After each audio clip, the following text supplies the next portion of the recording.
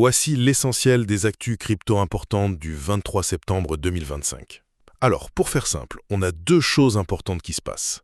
Une baisse notable des marchés crypto et en même temps un gros coup d'accélérateur sur la régulation un peu partout.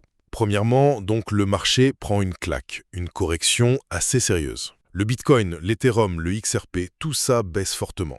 Le Bitcoin, lui, il est tombé autour de 112 500 $ et franchement, on a peur qu'il glisse même vers 107 000. La conséquence directe, c'est plus d'1,5 milliard de dollars liquidés sur les marchés à effet de levier en seulement 48 heures. Les causes, sûrement le dollar américain qui se renforce, le DXX comme on dit, et puis une certaine nervosité avant les chiffres de l'inflation aux États-Unis. Deuxièmement, la régulation, elle, s'intensifie vraiment partout dans le monde. On voit des initiatives assez marquantes, une task force entre le Royaume-Uni et les États-Unis pour essayer d'aligner les règles. Bahreïn adopte carrément une loi sur les stablecoins, vous savez, ces cryptos qui visent une valeur stable. Le Vietnam lance un projet pilote sur 5 ans pour encadrer tout ça. Singapour met en place un cadre opt-in pour ceux qui émettent des stablecoins. L'Inde rend obligatoire les audits de cybersécurité pour les plateformes d'échange. Et même Hong Kong envisage d'assouplir un peu les règles pour les banques qui voudraient détenir des cryptos déjà réglementés. Et enfin, aux États-Unis, il y a des développements réglementaires majeurs qui se profilent.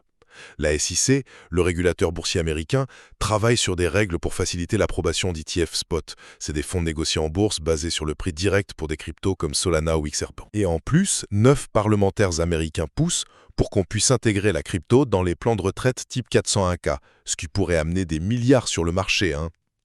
Et on note aussi une forte volatilité sur les altcoins, Aster par exemple. Bref, pour résumer, le marché crypto est face à une forte volatilité, tout en étant remodelé par un encadrement réglementaire qui se construit à vitesse grand V dans le monde entier.